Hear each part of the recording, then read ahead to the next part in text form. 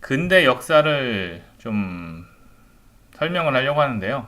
우리가 알기로는 근대 역사가 근대, 근세, 뭐 현대 이렇게 나누는데 사실 근대를 나누는 기준이 없기 때문에 근대와 현대를 2차 세계대전 이후로 현대로 좀 보는 경향들이 있어요. 그런데 저는 2차 세계대전 이후로 무슨 현대의 어떤 체계가 잡혔다기보다는 근대의 역사가 2차 세계대전을 통해서 현대까지 왔다라고 보고요. 모던이라는 사회가 지금도 진행이 되고 있다라고 생각을 합니다.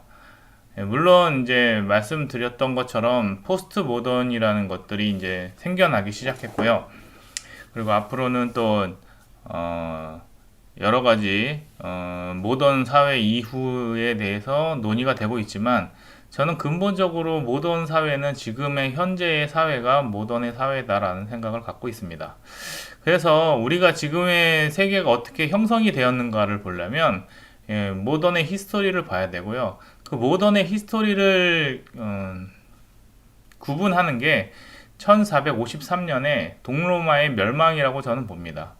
그 멸망으로 인해서 근대의 사회가 바뀌었다고 생각을 하고요. 그것에 대해서 그때부터 지금까지 어떻게 변화가 됐는지를 가지고 역사로 좀 설명을 드리고요. 뭐 되게 많은 역사가 있는데 저는 그냥 그것을 이제 지금 우리의 경제와 상품에 관련된 이야기로 좀 풀어나가려고 하고 있습니다. 시작하겠습니다. 예, 지금 세상의 질서는 이제 어디로부터 왔느냐라고 하는데, 그 전에는 어떤 거였냐면은, 생각지 않았던 상품들이 생겨나는 거죠. 그게 맨 처음에는, 매력이 있는 상품이어서 사치품이 되는 거고요. 그 열망 속에서 이제 보편제로 넘어가는 이러한 역사의 흐름이 있습니다.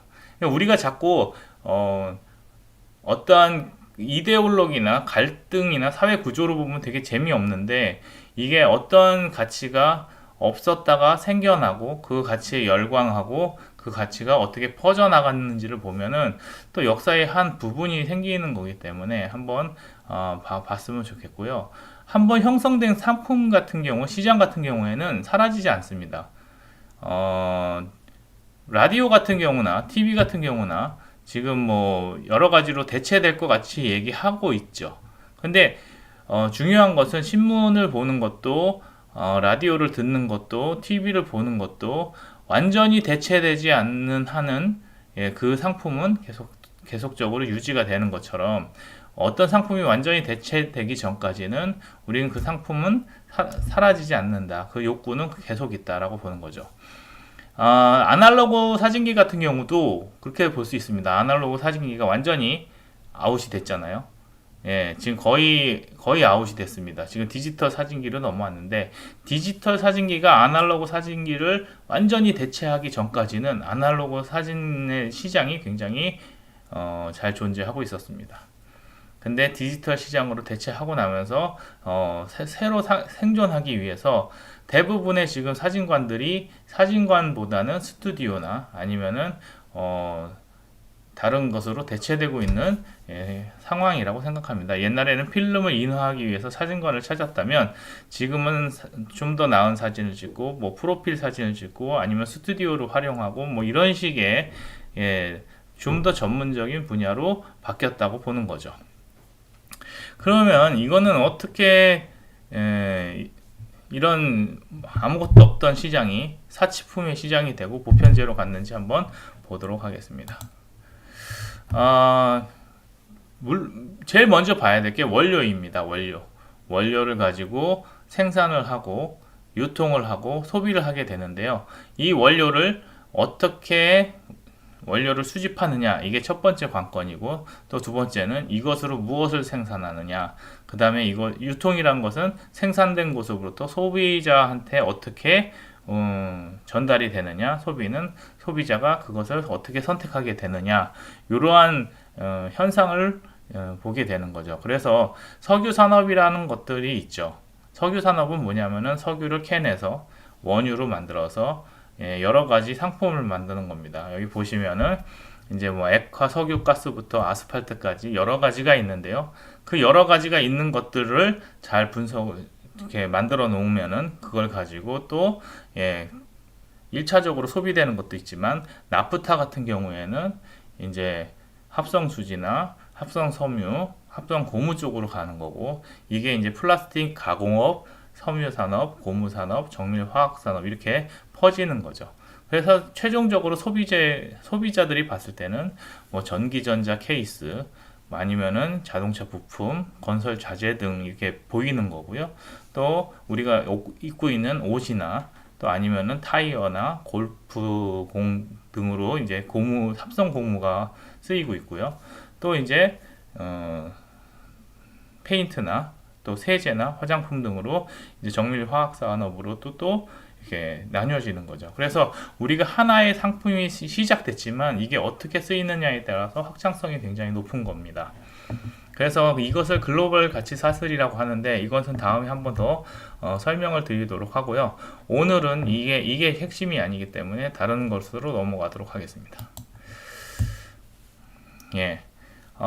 왜 사치품이 되고 보편재가 되느냐 그랬을 때 과학기술이 굉장히 발달하기 때문입니다. 그래서 맨 처음에 원료 쪽에서는 자원이 바뀌는 걸로 끝납니다. 그러니까 예전엔 석탄을 썼습니다. 증기기관이 됐을 땐 석탄을 쓰다가 이제 어느 순간부터 석유가 더 효율성이 높고 이것이 더 우리 세계관에 더 맞는다라고 생각하게 되면은 자원이 바뀌는 거죠. 그 자원이 바뀌었다가 이제 그 석유가 이제 좀 더 쓰기 편한 것으로 이제 바꾸기 위해서 이제 휘발유, 경유, 등유 등으로 바뀌는 거고요. 또 광물들도 이제 자원이잖아요. 근데 그게 용광로나 이런 제철소를 통해서 철, 구리, 알루미늄, 리튬 이런 식으로 좀 더 세분화돼서 보여지는 것이죠. 그래서 이 과학기술이 발전하면 발전할수록 우리가 더 접할 수 있는 원료들이 많아진다고 보시면 됩니다. 그 다음에 이제 운송수단의 발달이 있습니다. 예전에는 마차나 낙타 같은 걸 통해서 이동을 했죠. 그래서 이 이동하는 것들이 맨 처음에는 이런 동물들을 이용하다가 이제 뭘로 갑니까? 이제 사람이 운전하지만 동력을 이용해서 기름이나 아니면 석탄이나 아니면은 그런 것들을 이용한 사람이 운전하는 걸로 바뀌게 되는 거죠. 그래서 동력을 이용해서 가다가 요즘에는 어떻게 됩니까? 무인으로 대체되고 있는 상황이죠. 그 4차 산업혁명이라는 것은 결국엔 무인화시키는 길이라고 보면 되겠습니다. 그 다음에 이제 또 뭐가 있냐면은 예전에는 이런 평야나 이제 산이나 바다 같은 경우에 이제 도적들이 있습니다. 그래서 우리가 안전하게 이게 운반이 되기 위해서는 이제 도적이나 갱단, 평야에서는 이런 거 있었죠. 인디안이나 아니면은 갱이나 이런 사람들이 있어가지고 마차를 습격하거나 아니면 기차를 습격하거나 이런 것들이 있었고, 산을 또 이동할 때는 또 산적들이 나와가지고 이제 이동하고 있는 물품들을 갈취하거나 이렇게 하는 위협들이 있습니다. 또 바다 같은 경우에 또 해적이 있었죠. 그러니까 우리가 운송을 할 때 안전하게 운송되는 그 과정 중에 치안이 굉장히 중요한 겁니다. 그래서 이런 것들에 대한 대가들이 다 수반이 되어서 이제 이동을 하게 되는 거죠. 그래서 원료 생산, 유통, 소비에 들어가는 비용들이 생기는 겁니다. 그래서 뭐 호송대도 필요하고 또 용병도 필요하고 이런 식으로 사람들을 고용함으로 인해서 이 안정성이 확보되면은 이제 비용이 더 추가가 되는 거죠. 그래서 이렇게 세 가지를 알아봤습니다. 없던 시장에서, 그다음에 시장이 생기면 그것을 원하는 사람들이 사치품으로 만들고요. 그 사치품이 되면서 그것들을 쓰고 싶은 욕망들이 더 많아지고 생산이 많이 되면은 이제 시장이 더 넓어지고요. 그게 한 집단의 사치품으로만 끝나는 것이 아니라 전반적인 보편재로서 활용이 되는 겁니다. 그래서 사람의 욕망이 과학기술을 만나고 그 다음에 시장이 확대되고 하면서 우리가 지금 쓰고 있는 많은 보편제들, 그냥 이거는 당연히 쓰는 것이다 라고 하는 보편제들이 예전에는 굉장히 사치품이었고 구하기 어려웠던 것이었는데, 그것이 과학기술이 발전하고 또 여러 가지 시장이 확대되면서 우리들이 편하게 쓸 수 있는 그런 상황까지 오게 되는 거죠. 그래서 요거에 대해서 조금 잠깐 알아봤고요.